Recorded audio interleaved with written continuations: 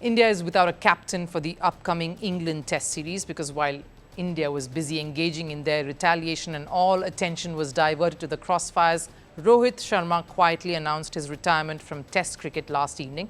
And while it is a massive decision, it comes as no surprise. So even though the announcement itself flew under the radar with all the media attention on India-Pakistan tension, the decision was there for everyone to see.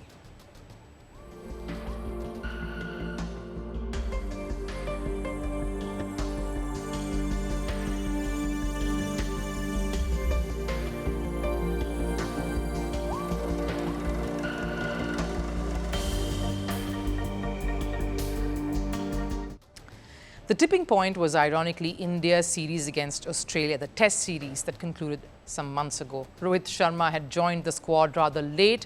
He had stayed back in India for the birth of his second child, and normally that accompanies a renewed sense of purpose, vigor and excitement.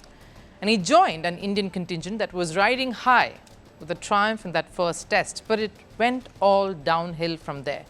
India went on to lose the series 1-3, and there were far too many reasons accounting for what added up being a dismal border Gavaskar series against Australia. Jasprit Bumrah picking up a niggle in the back towards the end of that series, and Rohit Sharma resting himself in the last Test pretty much summed up a scorching Australian summer for India.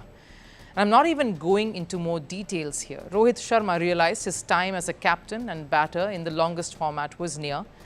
Not just because Rohit Sharma was rested for the final Test in Sydney, but also Rohit as a player, as a captain himself, knows when it is time to call it quits.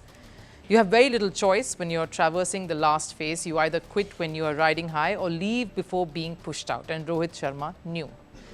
Like in the Indian Premier League in 2024, when the franchise that he had helmed affairs for years looked to a younger captain to take charge, Rohit Sharma accepted the new role, but determinedly held on to the India T20 captaincy tag, took his side to a historic World Cup win, and with folded hands announced his retirement right after the final, thanking all his supporters to be by his side all this while till now and bidding farewell to the shortest format that he had ruled. He so desperately wanted it to happen that way in Tests as well.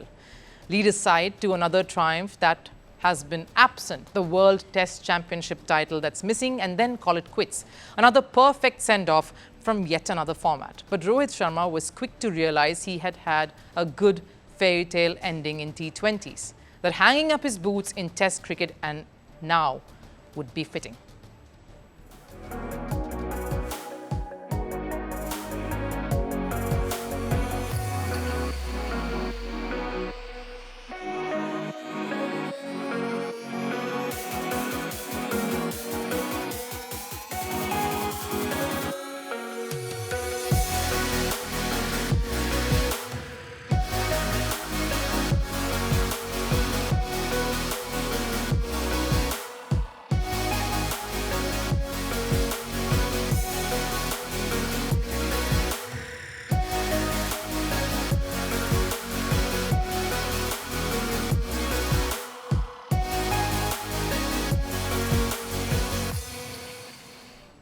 He has been an endearing figure in any dressing room that he is occupied and, of course, led as well. But that really couldn't brush aside the form that was coming under question, and rightly so. Rohit's form in Tests had come under the scanner even much before the border Gavaskar trophy began.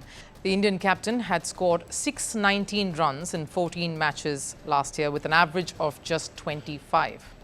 What's worse, he had only managed to surpass the 100-run mark twice. An anomaly really for a batter of his stature across formats. And following the border Gavaskar trophy disappointment, the criticism only intensified.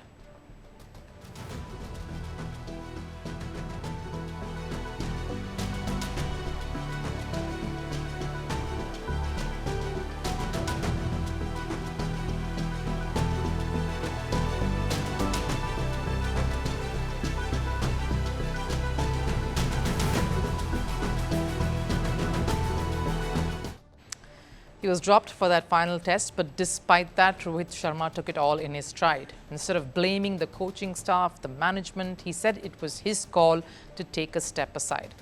because he realized that maybe India did not need him that much in that last match. And even after the series, he had, in his own style, said this.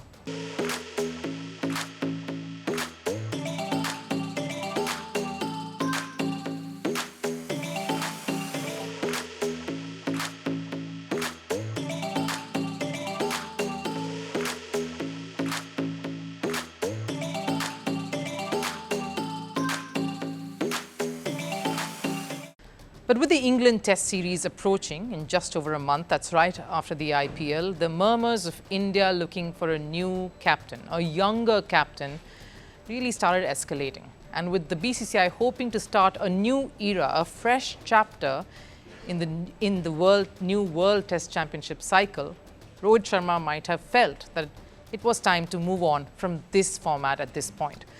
But the larger question, of course, is India ready to move on from Rohit? Sure, he hasn't had the best career as Test captain. For a team like India, a win percentage of 50 isn't as gratifying. It doesn't justify the tag that India carries with the heavyweights they have. But what Rohit did was take India to their consecutive World Test Championship final in 2023, a huge achievement. Who is that able deputy now who can take over that particular role of a leader, of a man manager in a very complex and a dressing room that has superstars? In Indian cricket, whenever there is a transition, India have had strong deputies. Saurav Ganguly made way to MS Dhoni. Dhoni, of course, had Virat Kohli. The player touted to replace Rohit Sharma in Tests was Jasprit Bumrah. But the need to safeguard his skills, his ability and push for longevity clearly means the stress on Bumrah's workload management is a bigger necessity right now than his presence as a captain in the ranks.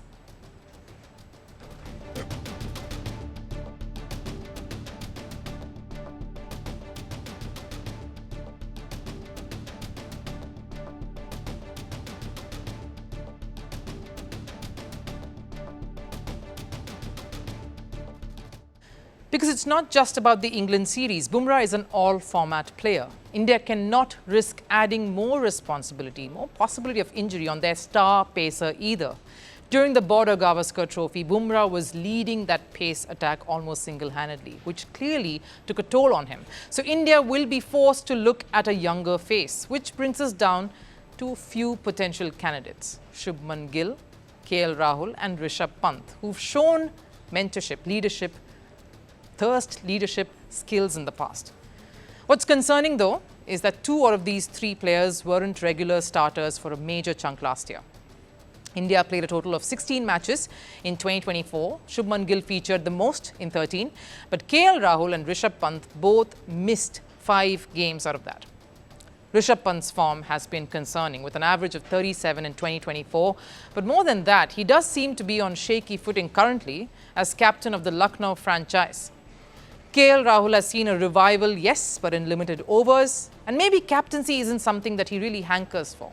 He doesn't want to take it on at this point, like we witnessed in the IPL with the Delhi franchise.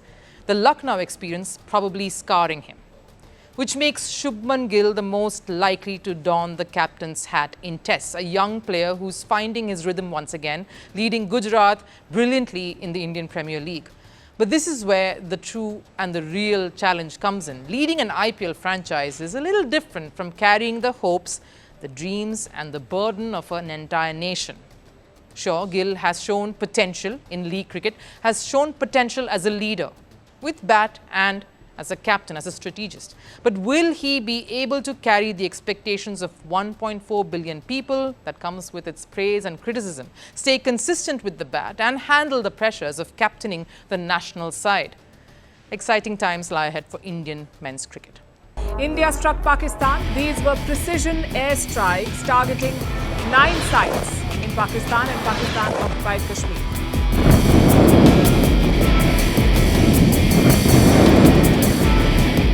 Operation Sindoor is India's military response to the Pahalgam terror attack. The operation was focused, measured and non-escalatory.